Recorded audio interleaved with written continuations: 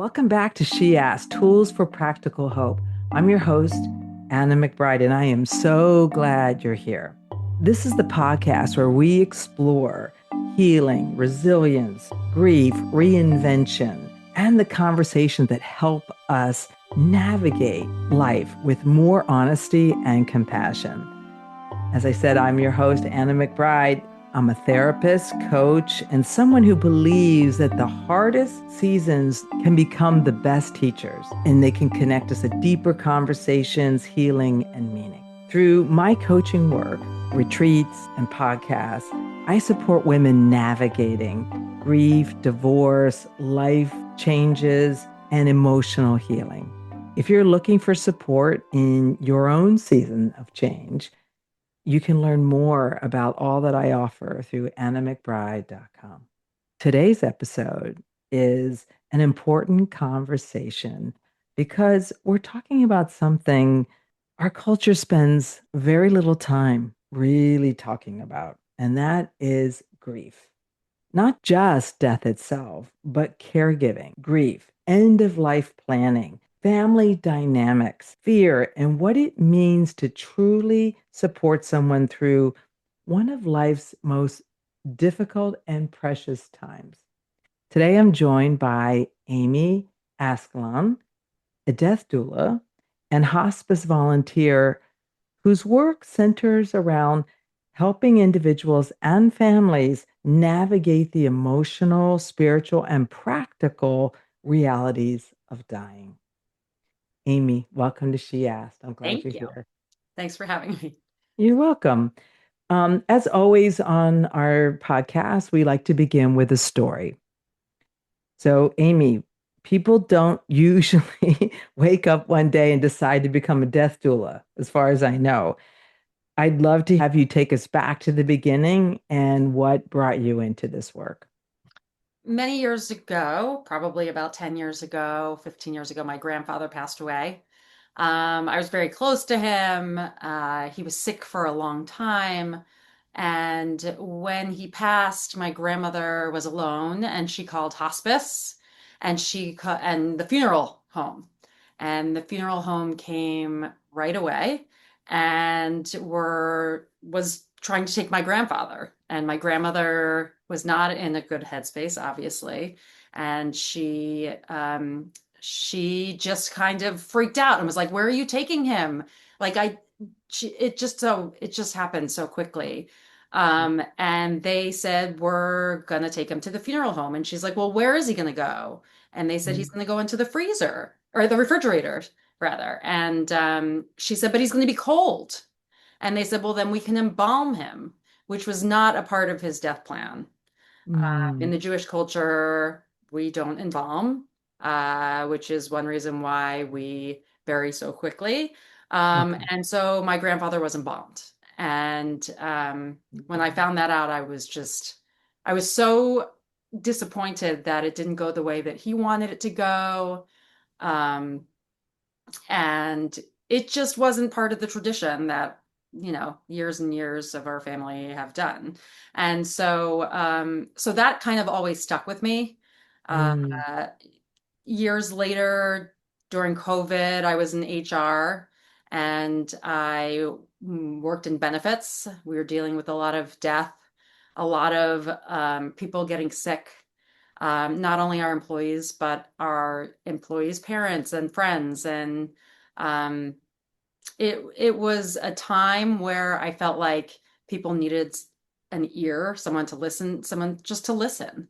Employees started calling me just to talk about their loved one being sick or passing, and I wasn't really even saying much, but just having someone that they could kind of talk to without judgment um, right. was something that seemed to be missing. Mm, And I actually heard a podcast uh, not long after that was following a death doula. That was the first time I heard about it in mm, 2020. And the story was so beautiful of this family that brought this woman in, and she stayed with them until the end, and she became almost um, she just kind of lightly guided the family and helped them where they needed, not overstepping. And it was so beautiful. And that kind of stuck with me as well. And then when I got laid off from my job a few years later, um, this was the only calling that was coming to me. Wow. Wow. An amazing story taken from your real life and even then transported to true purpose, which I think is where all that comes from. And so I really wonder how your own experiences with grief shaped this path. I think it was more so with death and dying and preparing than for grief. Oh, okay. Um, I think, but I also think that for those family members, grief starts before the person dies. Uh, the Mm, person is changing right. um, well before if they're ill, well before they actually pass. And Mm, so I think a lot of times the caregiver or the loved one feels that grief and doesn't know how to respond to it right. before the actual death. And almost sometimes I feel like the death, Mm, which is the most dreaded thing that could possibly happen, is kind of a relief right. way, which then people feel guilty about feeling, you know? It's like but it starts way earlier, I think, than when somebody passes. Thank you for saying that. I have had a lot of experience with grief, lost at least seven family members, and some to addiction, some to cancer, that that type. And I think like anticipatory grief is really hard to deal with, because I do feel like, as you described, that you're waiting for death, right? And yet when it still comes, right, it still is shocking Yeah. and probably even more amplified as a result of all that waiting. Right. Yeah, particularly if you're not prepared. So I went through a end of life doula program, Mm, and there wasn't anything that we didn't ourselves talk about to each other as a group. okay. We went through with different pairs or groups of people. Um, what do you want your death to look like? Um, let's Wow. say, let's say you found out this morning, right where you are, right who you are, that you have a terminal illness. Mm, What do you want? What are you going to do? And right. like you put yourself in that spot and in all different scenarios. Yeah. And it was something that I had never thought about.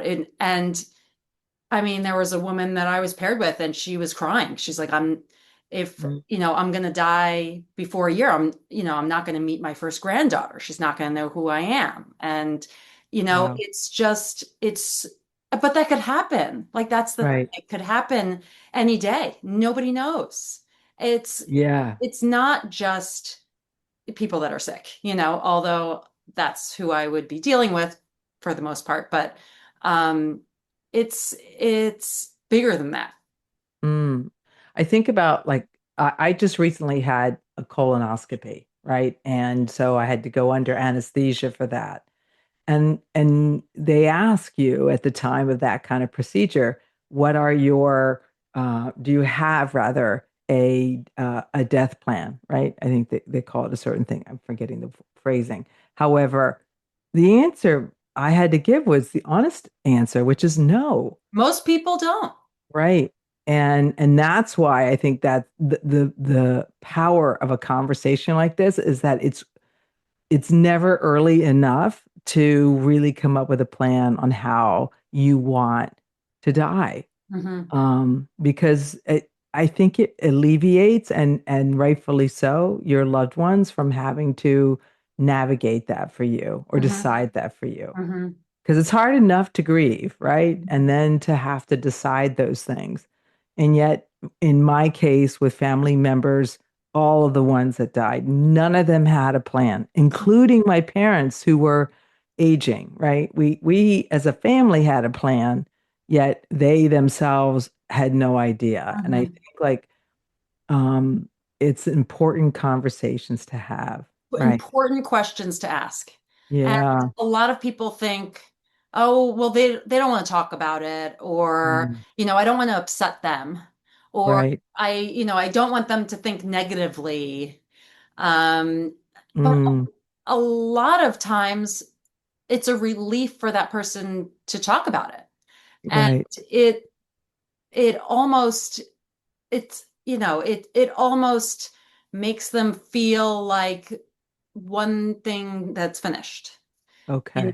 and there's so many things that would go through somebody's head if they're transitioning, and Right. um there's just so many things that they feel like need to be done, and if they feel like their family members aren't going to have all those questions and they're going to know what to do and it's going to make it easier for them, they would Right. want to have that conversation. I would hope so. I would Not hope so. everybody, but Yeah, I think if you're aware that you're in the process of dying, it certainly gives you something to do mhm, other than thinking about dying, right? right. And so I think it's very practical and very real. So let's talk about what is a death doula. I mean, I imagine some of my listeners at least don't know what that is. So if you could please explain the work of a death doula is. So there's many different parts. And it doesn't have to be everything. But it would be a lot of times it's the caregiver is the one that would reach out to me, but the person that's dying could also be the one that makes the connection. And it is just kind of being an advocate for the most Mm, part. okay, It is asking those questions that the family finds uncomfortable, making them feel more comfortable about what's going to be happening, giving them an ear to get out any regrets that they have, any stories that they want to tell, anything like that. In addition to if the conversation goes there, I mean, again, it's like all it dependent on how long I would be with them and right. how open they are, but Mm, ultimately understanding what they want. What do you want the end to look like? Where do you want to be? Who do mm, you want in the room with you? Who don't you want in the room with you? Is there like an ex-husband that you don't want there? Do you want your children or grandchildren to see you like that, or do you not want them to see you like that? At what point do you not want them to see you? Are mm, there pictures that you would want to surround yourself with? Is there music that you love that you would want playing? Are there scents? I mean, the list can go on just to kind of okay, build a picture of what they want. I In see. addition to if they don't have, a funeral home picked out or funeral or anything like that, it Hmm. would be that as well. In addition to, do you want a big funeral? A lot of times I hear that somebody just wants a celebration of life later Mm, on. They only mm, want the immediate family, at, the cemetery. And they want something bigger where people can enjoy and people can, get together right. after. And so when that person passes, and the family doesn't know what to do, I can kind of guide them in the direction. Like Okay. this is what they told me, maybe we should do this, that kind Okay. of thing. So Okay. in addition to talking to the family members, letting them know process of death, Okay. how far along they might be, introducing them to hospice if that's something that they're open to. Mm, It's really and projects. A lot of times the person that's passing wants to do some kind of project. They want to go through their old photo albums and write down who all the people are, or they want to write letters to their grandchildren for yeah. their next couple of birthdays, or they want to write down advice, or they want all of their friends and family members to write letters to them, Okay. stories. their most memorable stories with that person. And then maybe that person wants these read to them when they're transitioning, or maybe at Hmm. the celebration of life. It's really endless. So many things to think about. And I'm just really in awe that there's somebody who can embody that and help navigate people through that very vulnerable time. So I know I am, and many people are familiar with the word hospice. So how are death doulas different than hospice? So hospice takes care of making sure that somebody's comfortable. They will send nurses and aides to your house if that's where you are. And they will make sure the person's comfortable, medicating if needed, making sure that they have all the equipment that's needed. They are there in any kind of situation where someone feels like they're not breathing. Instead of Right. calling 911, they call hospice. Hospice has a 24-hour line and they answer right away. Okay. There's a masseuse that comes. They also have a social worker, they have a chaplain. These are things that anybody can take advantage of. It should go through Medicare if you're at that age. Otherwise, insurance, if you have, should cover most of it. But it's a great resource where if you're at the 6 month mark and your doctor feels that you have about 6 months or less left, that you can get on. And a lot of times caregivers wait until the very end when they're just so exhausted and they haven't showered in weeks and they haven't gotten any sleep and they're a wreck before they actually reach out to hospice. And then I hear all the time like, "Oh my gosh, I wish I would have reached out sooner." So I don't physically move people. I don't feed people. I don't give Okay. medication unless asked. I these are all things that are possible to do, but not necessarily what an end of life doula would do. I'm more there for them and the family mentally and to teach the process and to be an advocate. Mm, So okay. Okay. So what I'm hearing you say is hospice is there to perform palliative care, caregiver roles. Not that you don't step in for that. However, you are really the advocate, the voice right. for the person who's dying, in the process of dying. There's really nobody like that. There's not really a role like that in hospice. Now, some Yeah. hospices around the country have started hiring end of life doulas. Uh, Oh, okay. but that's pretty rare right now. Hopefully that Mm, will be something that is more common in the future. okay. Wow. All right. So, what kinds of conversations do people need the most help with? I think everybody's different, Mm, okay. but I think just starting the conversation Okay. is the hard. Yeah, I would agree with you. I think that, at least in my family's situation, every time death showed up, we were thrown. We couldn't talk about the elephant in the room even when we knew it was coming, Mhm. right? And so if we had someone who could have helped us just begin talking about it, I think it would have taken the pressure out of the balloon, so to speak, right? That's incredible. And so at what point should someone reach out to a death doula?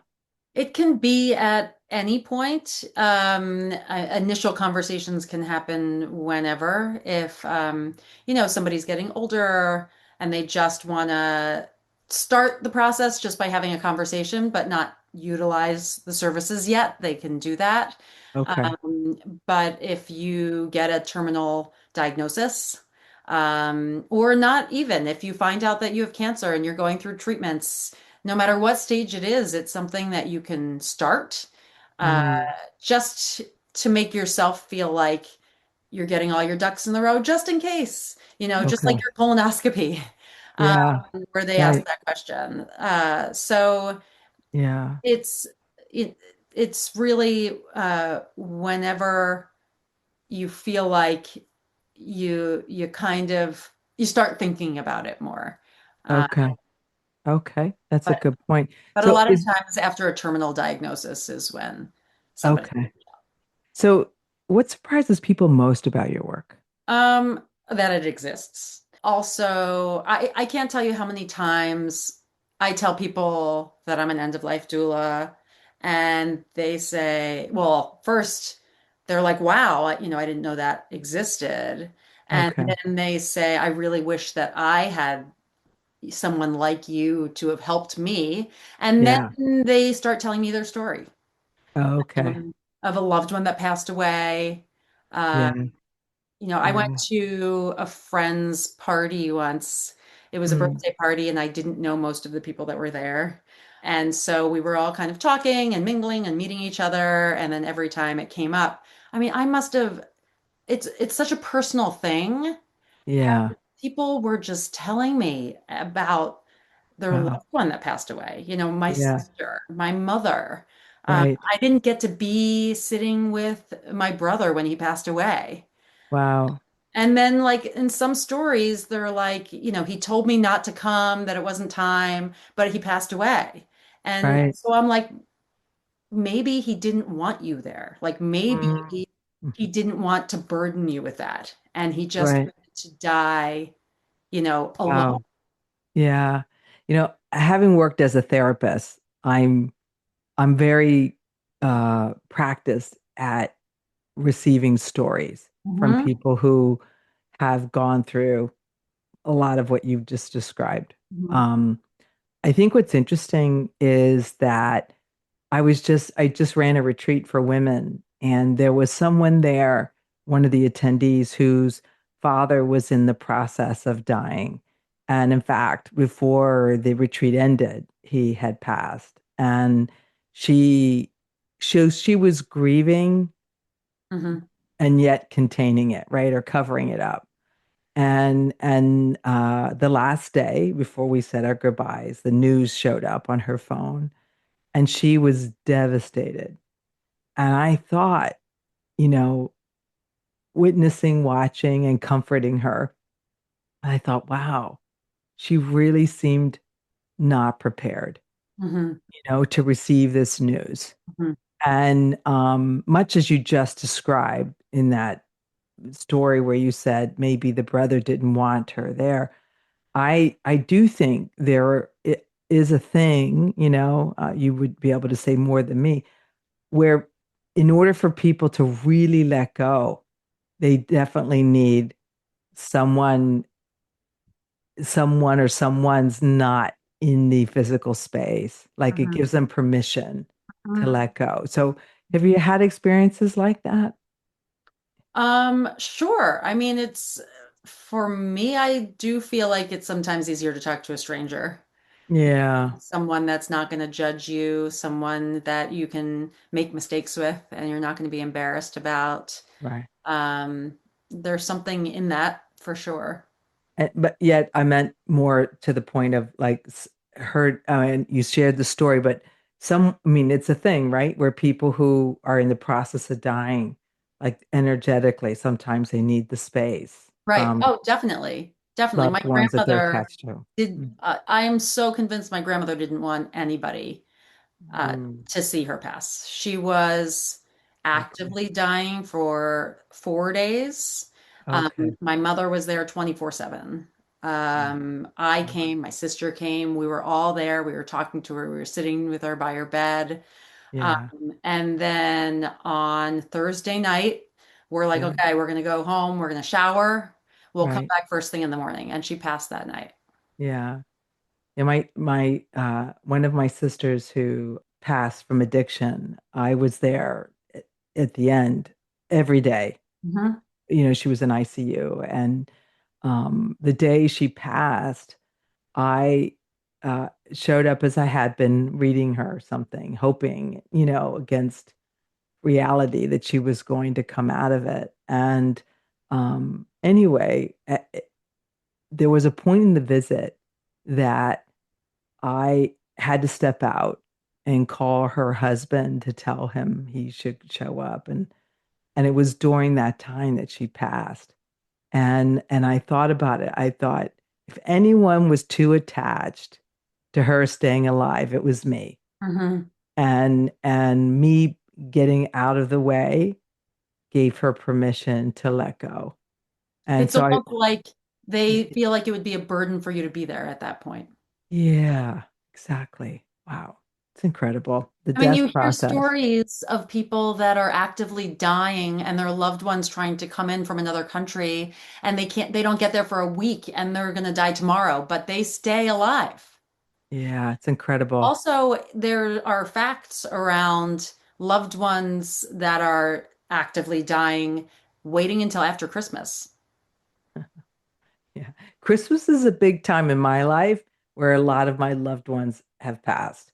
And I know it's After? not just personal, during the Okay, holiday okay. season. A It's lot of times very they like to, that people try to stay alive mm, Christmas. yeah, well, we never got that lucky. Anyway, so let's talk about why we struggle to talk about death.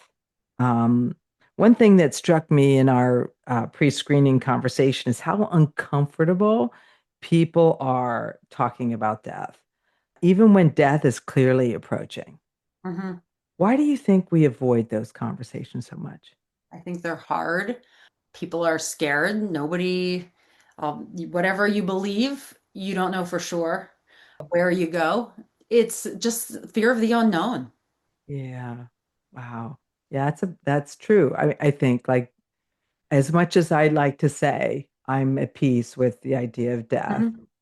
I think the uncertainty of anything unsettles me. Hmm. So I can understand like that's would be tricky to be able to navigate. And so we talk about it as fear. We maybe it's denial or loss of control. Hmm.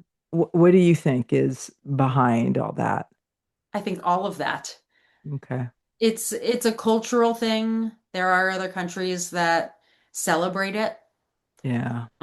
that treat it differently. There are countries where kids are raised to talk about it. Wow. And here it's like if you have a child, you don't want them to go to the funeral. You don't want Yeah. them to Yeah. see the body. You don't, we shield kids from that. And so Yeah. they grow up thinking that it's not something to be talked about.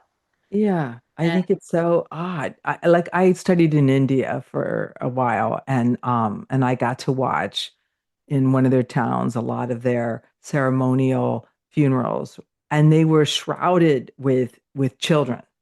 The whole family was there participating in the process. And I was just really struck by how natural it felt. It was equal parts emotive. I mean, by just what I saw, Mhm. emotive and celebratory, right? And yet it was honored. It was a very spiritual, sacred process. And I thought, wow, if they're doing something right, you know?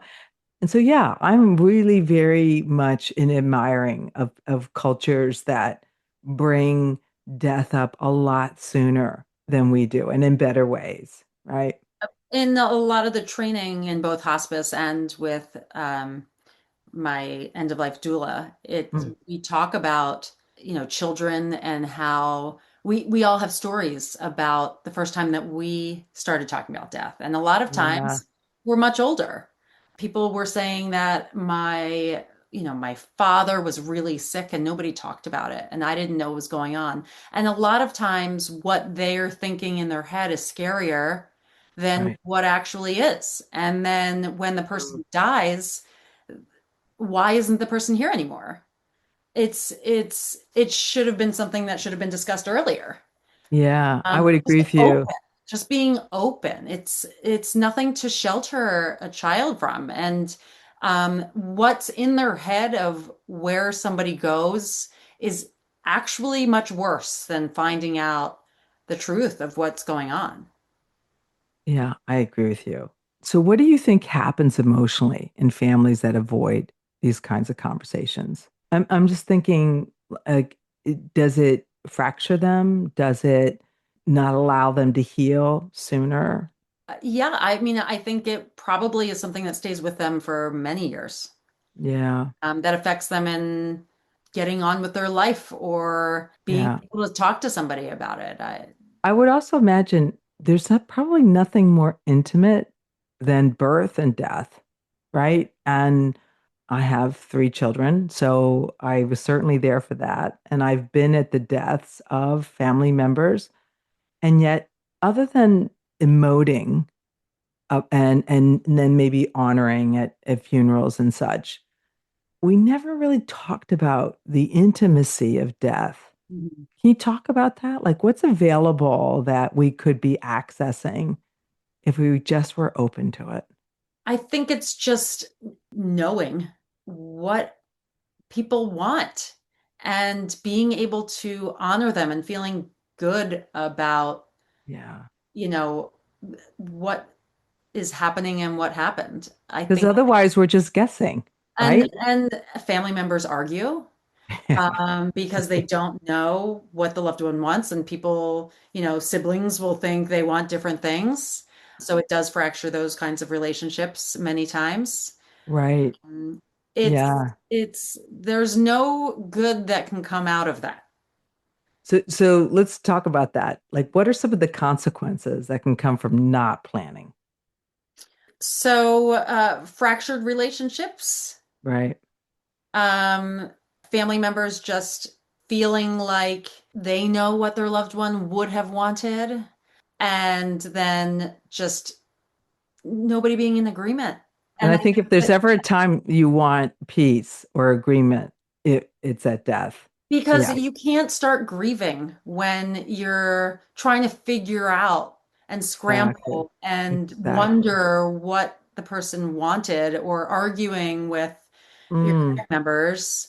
It's really it delays the grieving process, and I think that it hurts it because you might not end up grieving right away, and then it hits you in other ways, Yeah. or further down the line when a year later you realize that you haven't properly grieved. This brings up a really good point about grief and relationships. You had shared something very vulnerable with me earlier, and you mentioned it, and then in our previous conversation about the tremendous loss impact, losing your grandfather, and then what you went through with your grandmother. But you were also impacted, the loss impacted your marriage and other relationships. I think so many people underestimate how grief affects partnerships. I can tell you from my own experience, I'm now divorced, yet when I was married, that's when a lot of these deaths in my family happened, five of them at least. And my ex-husband's mother passed, and I had dad who passed, and then siblings, and we could never come together like and support each other through that grief. Such a shame. Yeah, I agree with you. I think it was a red flag. However, it certainly was unfortunate because I would have loved to have done more and have received more. So, can you speak a bit about that? About what, so many people underestimate that. How does grief change people emotionally? Oh, it can affect all parts of their lives. It Okay. can sometimes people just want to stay home. They Yeah. don't want the social interaction, Okay. or it's something that they want to talk about all the time, which is Right. totally natural. But Yeah. their friends that are listening are starting to get sick of it. Yeah. They sense that, Yeah. and it's an uncomfortable time for everyone. People don't know how to behave around somebody who just lost someone. Yeah. I And would so 100%. relationships suffer, not just family members, but with friends. And all of a sudden you feel different, Well, and that nobody because understands. yeah, grief is different for everyone, right? It's almost, I've heard that it's like as unique as your thumbprint, right? Like that we all have our own process. Mhm. I have a friend whose husband passed away a couple years back. And when when she was talking about it and I'm listening to her, she was describing it as a very unique thing to lose a partner. Mhm. And and of course I had my own opinions about that. I'm grateful, like I never went there, meaning I didn't make her wrong. I didn't make her thoughts wrong. And I thought, like, this is an interesting way to navigate this experience, right? Like, how do we learn, and this is what I'm asking you, to support each other better through grief? hmm There's certain things to know. There's certain questions not to ask. You don't, the person going to a better place. Mm, You must feel so relieved right. that you don't have to go through that anymore. I went through the same thing. I totally understand. you know, Yeah. just Right. things like that don't help. It's not about you, it's Right. about them. And no matter Yeah. how much it is exactly the same of a situation that you went through, you're not going through it. And you telling them how you got through it or Mm, what helped you isn't necessarily going to help them. yeah. I think And that's they a might really want good to point. tell the death story over and over and over again. And I think a lot of times people aren't able to do that, which is why I think when I tell strangers that I'm an end of life doula, they share it with me. Right Okay. away, they bring it up. It's something they want to talk about. And Interesting. it's not something they feel like they can. And it's a process. I mean, it can take Mm, a really long time to grieve, and you really need patient people with you. And that patient person might not be your best friend. It okay. might be a neighbor that you didn't really have a relationship with before. Just because you're having more private conversations with somebody that you didn't expect, Mm, it's okay. You can still be friends with your friends, but that person that you're talking to can be anybody. okay. So what I'm hearing from you is that it's important for the person who's going through grief to identify who are the safe people hmm that they can open up to, because hmm talking about it is a part of the healing hmm process. What else do grieving people need from people who care about them? They just need someone that's going to be where they are.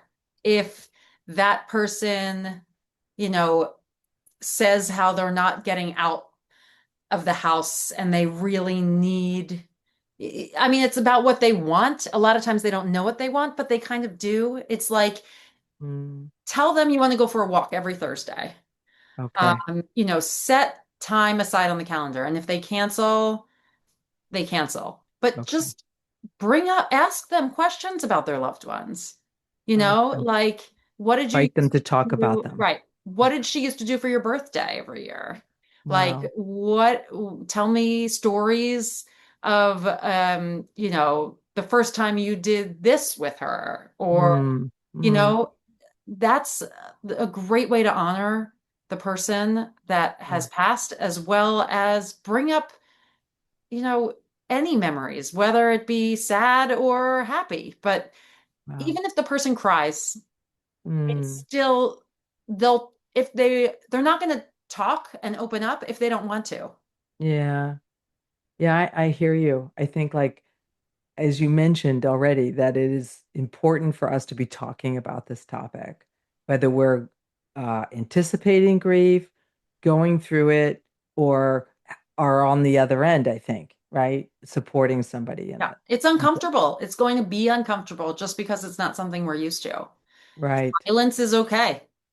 You know, Yeah. again, if they're crying, Mm, that's totally natural. It's not right. something to shy away from or say, let's do something else, or, you know, Right. get them some tissues. Tell them it's okay. Give them a hug if they're okay with being touched. Bring them Right. food. Just stop by, Mm, or call them. And even if they don't return your calls, yeah. keep calling.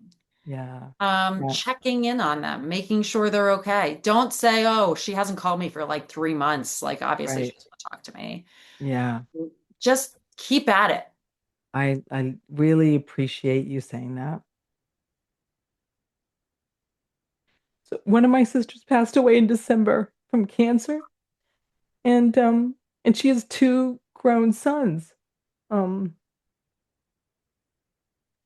And one of them is about to get married, and the other one is navigating a younger path, however, grown. And I have decided to stay in touch, to stay connected, to check in on them, have dinner with them, spend time with them. And one of them lives in New York City, so it's easier for me to do that. And I think, that in a way, because what I can do is I can share stories about their mom that they don't know because they weren't there when we were young, right? And and I can hear from them stories about her that I didn't know because I wasn't there, right? So Mhm. it's a way for us to really extend her life by talking about her. Mhm. And it is something that is such a giving and receiving when you allow yourself to do that. Mhm. It's And important, also, you said he's getting married. Those are the toughest times. I mean, right? a lot of times people don't even realize how they're going to react when Father's Right, Day comes around or right. when their birthday comes around, either their birthday or the loved one's birthday. A Yeah. lot of times Christmas isn't the same. Just the traditions that you had are forever changed. And it is forever. It's never going to go Wow. back to the way it was before. And Yeah. so these are times to keep in touch with them and let them know that you're there for them, that you understand this must be hard. Thank you. Thank you. I think just as it's awkward for anybody to deal with death of a loved one during certain holidays, Mhm. I think about that. So let's talk about COVID because that's where you transitioned into this work. Mhm. You stepped more deeply into this process at that time. You mentioned how you were working still in HR in this other company and that you were dealing with, death of employee loved ones. And can you talk about what you witnessed during that time? Pandemonium. It was no one knowing what was going on. Nobody was talking to each other. Employees had parents that were in the hospital, and a lot of them weren't talking about it. They weren't telling any of the other employees. They weren't, it was just such a insane time, Wow. because everybody was going through something, Mm-hmm. Mm. regardless of if somebody was dying or not. Yeah. Nobody knew what was going to happen. And so it was hard for employees to focus on things. And, at first the company just wanted to be like, just keep it going, like just like it was, but we're just going to work from home. But Okay. that's not what it is. And until it was recognized that, hey, this is going on, and these are all of the benefits that we can offer you. We have more therapists on hand. We have more compassionate days that you can take, an extended bereavement time.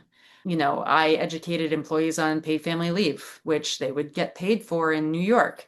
All of these things that came up and tools that they could use that wouldn't have come up prior to COVID. I think that the company became more employee focused than Okay. it was. I think a lot of companies did.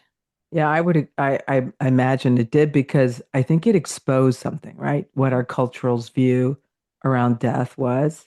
Like it brought it out to the surface because we had to deal with it. Mhm. So what do you think or how did it expose it? Like what were your experiences of what we were ill prepared for as a culture? I think it was experiencing a regular death or a tragic death, but on steroids. I mean, Okay. it it wasn't unique to one person, but people weren't talking to each other. It was also very isolating. Very beginning, people were alone. If somebody's loved one was sick with COVID, they couldn't see their loved one. People had loved ones in nursing homes and couldn't see them. It was a lot of uncertainty, a lot of people that were scared of what was going to happen or what Mm. could happen. And strange time.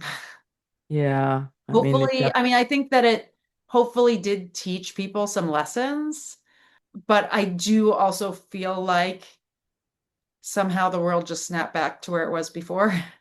yeah, yeah, And that time was like a moment in time that mm, mm, I thought maybe a couple years ago would have changed our culture and changed the way employees were thought of at larger companies. But I do think people are just kind of saying that that was a blip, back to where we were before. wow. That's a sad statement of the way our minds work or can work. Mhm. I think people just want to forget about it. Yeah, I do too. I do too. So let's talk about hospice and end of life support. I know you volunteer with hospice, which I think, many people understand that concept. What do you wish people knew about hospice and how it works? I think just that it exists and Mm, what it is. The person does not have to be at the end stages in order to go on to hospice. If somebody has a terminal illness and they have 6 months or less to live, you okay. can you can get on that. You're obviously at the point where you're no longer accepting treatment. Like if you're on hospice, a lot of people like to use the hospice doctors. They're very accessible for the most part, and you can call them anytime. I mean, God willing, there is a treatment all of a sudden out there that's going to make this person, live much longer. You can Hmm. get off of hospice just as easily as you got on hospice, and Yeah. and do the treatment, and then Wow. get back on hospice if needed. It's not a death sentence by any means. It's Right. flex, and there are many people that have been on hospice longer than 6 months. There are many people that, have gotten off, gotten back on, gotten off, gotten back on. It's a lot of times when I tell somebody that, have you thought about hospice at this point? When they're telling me about their loved one, they're usually like, no, they're not at that stage yet. And it's like, what is that stage to you? Like, Just, there's no harm in making the call and finding out more about what can be offered because mm, hospice is there to help. right. People are afraid that they're going to give too much morphine and it's going to kill the person. Um, Yeah. you A lot of know, misunderstanding. a lot of misunderstanding. I mean, Yeah. Mhm. it's not until the person is at that point where they are Yeah. in physical pain that they would receive any morphine, and that you have a say in it. You can Right. use anything as their caregiver.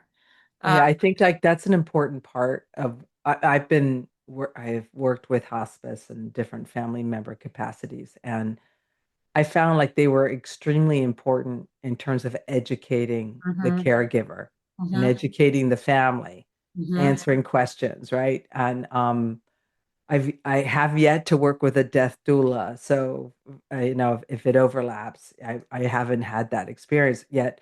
I can say for this about my experience with hospice is that they were so amazing in terms of how they were available, mhm, emotionally supportive, educationally, right? And yet, as do most people that you're describing, we were ones that waited too long mhm. to get Yeah. hospice involved. Why do you think that is that people People are hesitate? same reason why people don't plan. I think it's Mm, just mm, people have such a negative, if you're on hospice, it means you're dying. okay.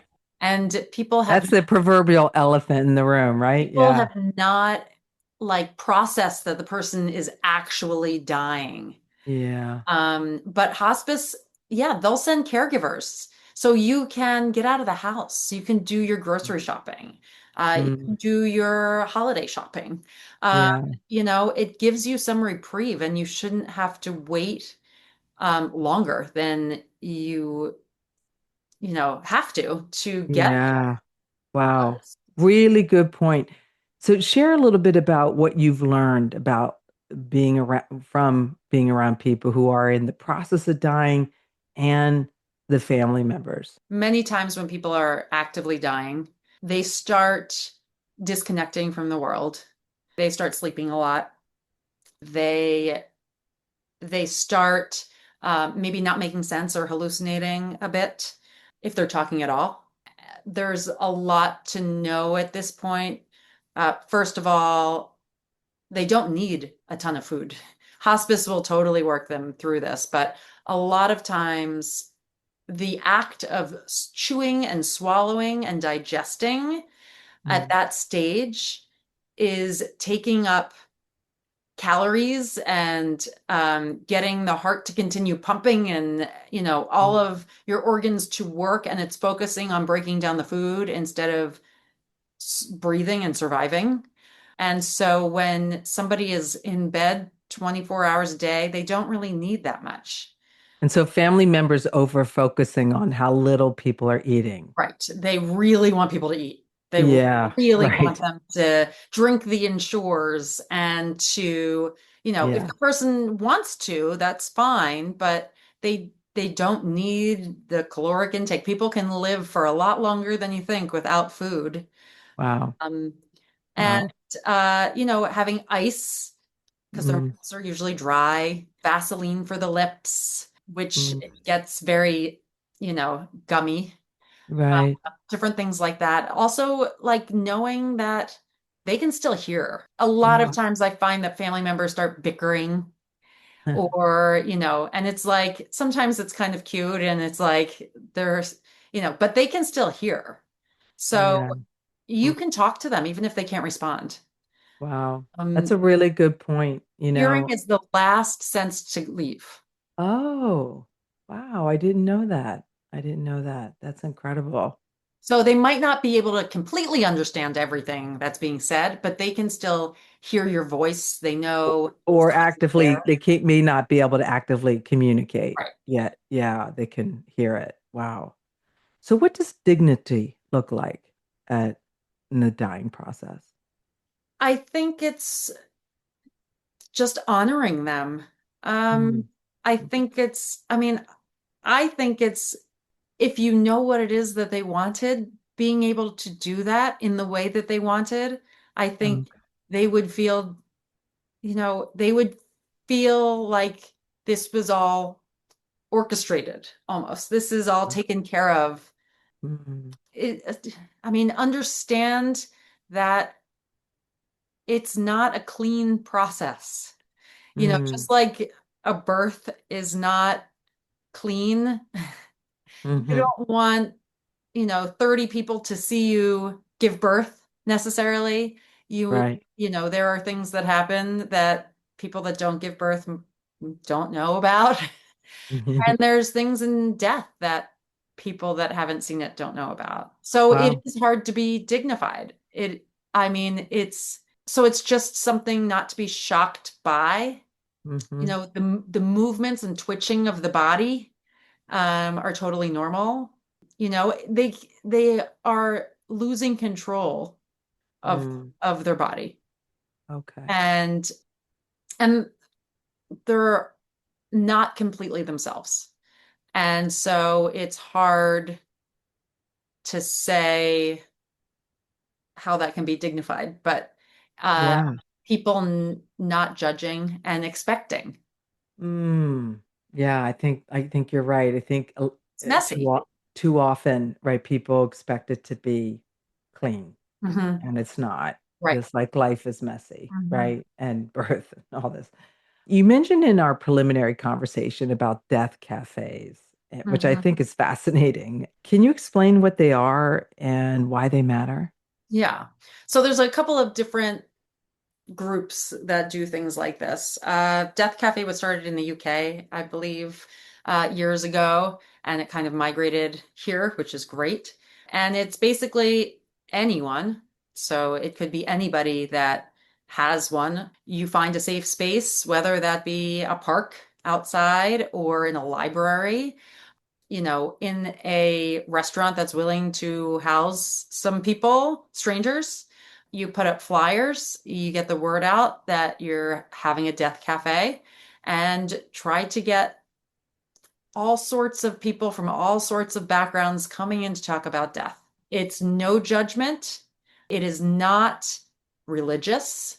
They encourage people not to get very religious.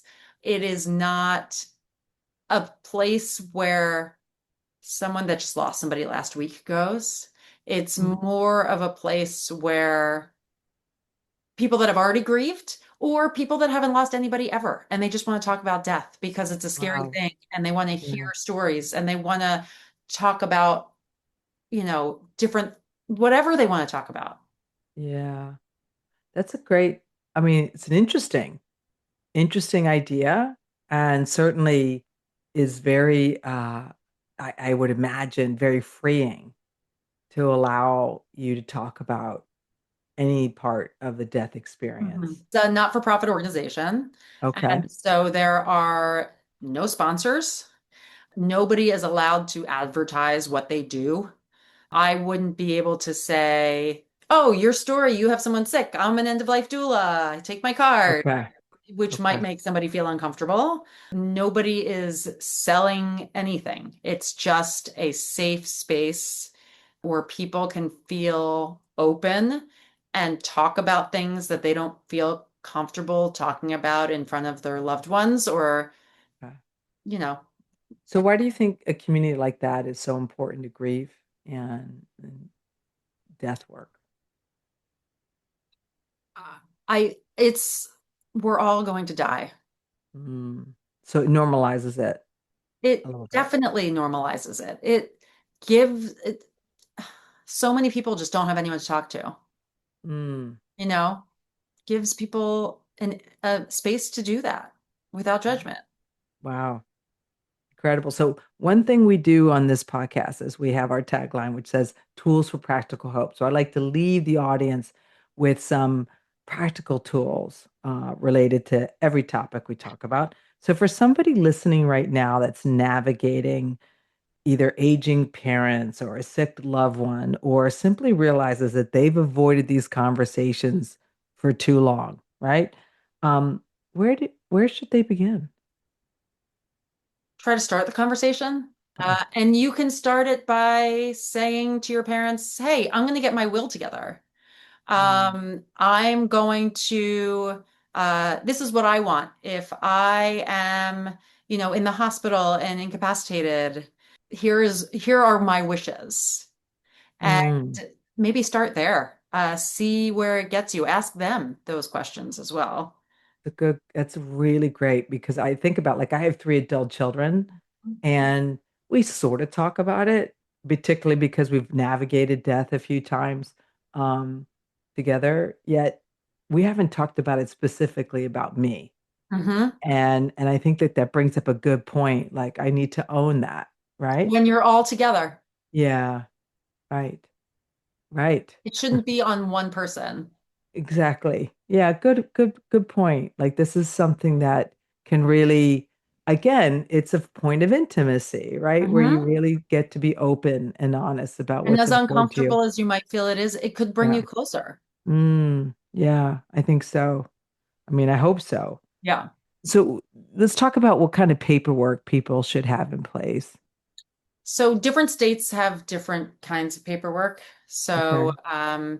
there's like a health proxy in New York. There's like living wills. There are many different most forms depending on where you are in the death process. You should on your state's website, they Okay. should have a lot of information about it, actually. New So York, get informed about get what's informed. required about from your Yep. state. Find Okay. a an attorney that specializes in the end of life. There are a lot of them. If you can, just get a free consultation. Okay. A lot of them do that and find out what it is that they could do for you or that you think you need. There are so many options of different things that you can do and, you know, make it easier on your family. Uh, Okay. Yeah, I really would love to be able to alleviate that there's also like little challenge. laws that are tricky, like certain things where Mm, after someone dies, it's very difficult for somebody to inherit something yeah. specifically. Right. And so if your name is not on like your car or your house or something like that, there are issues around that. And Right. so things to think about, but there are many things that you're not thinking about. So, just seeking somebody out that knows more that can kind of help you think And of that's what a death attorney they can help they you can navigate. Hmm. they can help you navigate that, explain all the forms, make sure everything that you want is in order, Okay. so that it's all in a neat pile. And you can change Right. that whenever you want. Uh, Right. Right. so if you decide that the person that you want to be your health proxy is moving to another country or whatever the reason, you can change that. And you should change that. Yeah. And You make know, sure you have copies of those forms okay. because nobody Copy. else is going to. Yeah. Good, Um, good idea. I mean, it's important, right? So how can um someone advocate for a loved one's wishes towards end of life if or even explore that? Like I'm thinking about like I had siblings who passed and I wasn't aware or nor did I look into what their end of life plans were. mhm. Can loved ones figure or ask or find out what someone's plans were? How do you find that out? They should have that Mm, before the person dies. I mean, if okay. there is no will, probate can't happen. And so it's everybody looking for one. And Okay. it's possible that two family members have two different copies of wills, and then it has to go to court, and the judge has to figure out which one happened first. And Right. it's like a scramble. And so they would send out letters to every family member. Okay. And if people don't respond, then it would go to the next of kin. That Usually sounds everything would go complicated. to the spouse first, but Right. if there is no spouse or Yeah. Or children or whatever. Right. Yeah. So what's one thing every person should think about before a crisis happens? just getting their affairs in order. Okay. Yeah. Just having an honest conversation with somebody. It can be Yeah. start talking about it. Yeah. We got to begin. We got to begin to have these conversations. Yeah. It's the conversation is only going to get harder as time goes on. Oof. You don't want to talk about you don't want to talk to somebody actively dying about what their wishes are. I mean, if you have to, you can communicate, but Right. that's you want to honor them how they Mm. want everything to go. When they can talk about it. That's why it's Exactly. important. Right. Exactly. Right. Wow. Well, I think today's conversation reminds us that talking about death is really talking about life. Yeah. It's about love, Mhm. presence, connection, honoring people while they're still here, and learning how to walk each other home as we move through this end of life process. I want to thank you, Amy, for being here and adding to that conversation that I feel is so important. Thank you for having me. I You're think it's a welcome. nice conversation to have, so I'm happy to have it. So, how can our listeners find out more about you and your work? So I'm on Eastern Long Island. I am on the North Fork. Um, I can have free consultations with anybody that has questions. I have a website. It's beyondsoundandsky.com. Um, I live near the Sound, which is a body of water, and it's also, as I mentioned before, the last sense that people have before they pass. So, Wow. um, Amazing. We'll make sure all of that is included in the show notes. So great. thank you. Thank you so much. You're welcome. If this conversation resonated with you, please share it with someone you love. These are the conversations we all need to be having. And if you're navigating grief, caregiving, emotional overwhelm, or a major life transition and are looking for deeper support, You can learn more about what I offer in coaching, retreats, and so much more, the workshops at annamcbride.com. You've been listening to She Asked, Tools for Practical Hope. Until soon, be well.